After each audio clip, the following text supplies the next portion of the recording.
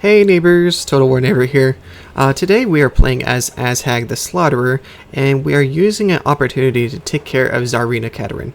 So before this fight we were not in a war at all, but I saw an opportunity with her being a force march as the perfect time to go ahead and ambush her while she was trying to deal with some Norscan raiders. So it does say valiant defeat with high casualties, but I'm going to show you why that is not the case. So with Azhag's army, we are very heavy on infantry and kind of a troll spam now, since they're only one turn compared to what they used to be. We do have one rock lobber to kind of just waste as much ammunition of them as possible to drag them to us, and we do have the Crown of Sorcery with Azhag, but we don't have it fully developed on his spells. But with the Orc Shaman, we have Brain Buster, Gaze of Mork, and Foot of Gork, with plenty of Winds of Magic. Also, to take in consideration, we have wizardly weapons on 3 of our orcs, giving power recharge plus 20% for each, totaling to a plus 60% power recharge. A little tongue twister there. Alright, so if we look at our army, let's look at what type of spell she has. Just the slow. The direct damage is a problem on characters, so we gotta be careful of her using that on our lords. And the breath's gonna do a little bit of damage, but not that much. Kind of a crappy front line. These guys are armor piercing, so they will dish out some damage, and with the high melee defense they will last for a while. So we are very reliant on using our Wog, Azhag's Big Walking, which causes terror and fear and extra melee attack and damage. So we're relying on triggering that as soon as possible to make the front line trigger by our blood as quickly as possible to get them running. They do have a bunch of archers, but not a lot of armor piercing from them, so nothing to really worry about. Gotta watch out for the winged lancers here and the snow leopard from attacking our flanks, which hopefully we can use our orc big guns to intercept the winged lancers since they have anti-large. If not, we can use trolls since they're a little faster to intercept. Alright, so let's give this battle a try. Alright, let's take a look, starting off with 20 Winds of Magic. What we start off with isn't really a big deal since our power recharge is really awesome. Kuslav always seems to do this where they just spread out very, very fastly. Alright, so we got the dervishes on the far left. We have our anti-large there to intercept. Move these guys back so I can see.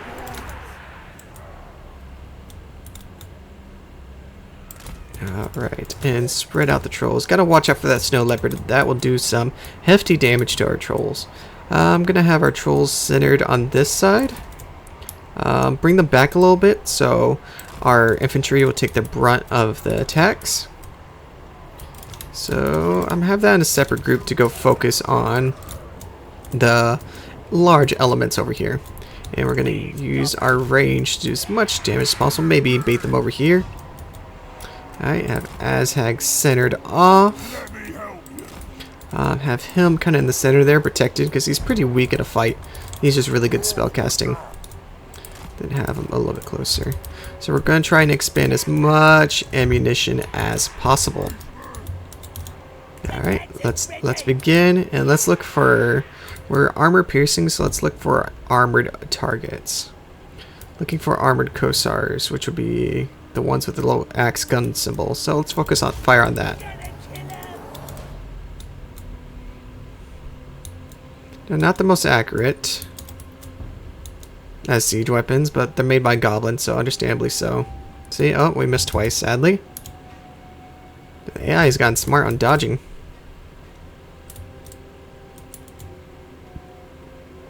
But ultimately, them moving is gonna cause some damage to them. Because goblin mechanics are unpredictable. Doing a wee bit of damage here. So they do have a focus on range, so we will have to charge them, otherwise they're just going to bombard us. Alright, have these guys go take care of that large problem.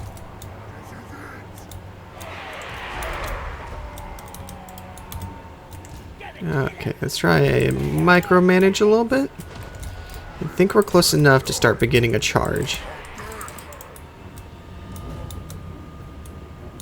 We're going to keep pounding on those armored Kussars.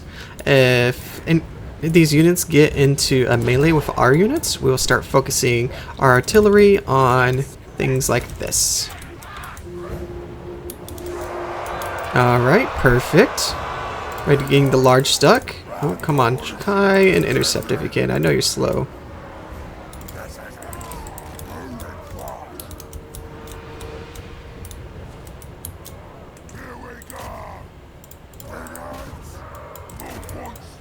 And we want to get them stuck there. That way they're not charging our back line. We do have to watch out for the snow leopard. I'm not sure where it went. There it is. There you are. Alright, let's get in the melee. Engage with those. Look for blobbing opportunities. Let's wait till that blobs up a little bit. Ooh, hold on, that's acceptable. Also looking for a couple of debuff opportunities. So they're about to die off. See, that worked out fairly well. Alright, what's a good Gork opportunity? That is our boys are going to take a little bit of damage, but that's okay. Alright, let's trigger the wall. So fear and terror. Alright, it's starting to trigger a bunch of their by our blood abilities. So we're doing fairly good. Okay, let's get an armor piercing. Watch out for the overcast. Oh, that's beautiful. Alright, let's get a Spirit Leech. Spirit Leech is very good against Hero and Lords, doing direct damage to them. These guys are doing great. It looks like most of the army is starting to trigger their by our blood. So the terror and fear is working. His Wog is completely underrated, I believe. Alright. Enable some charging. Gonna have to micro a little bit. Move him over there so we can give that leadership buff.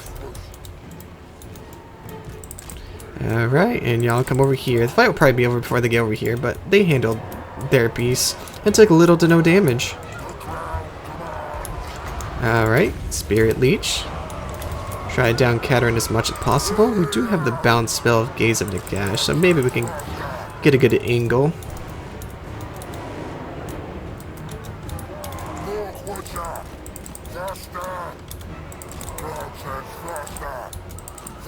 I don't think we're gonna get a good one, so let's just actually get a couple casts of that. Just a little extra damage.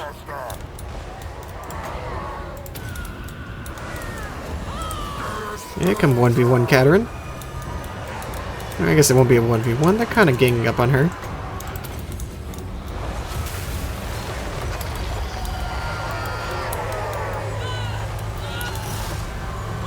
Alright, she should go down fairly quickly. And we're about to trigger another Wog, so let's make sure everyone's engaged.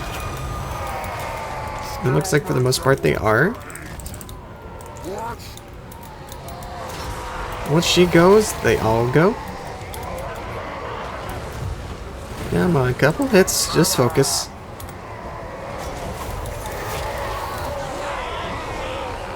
Alright, we got another Spirit Leech, that should do the trick.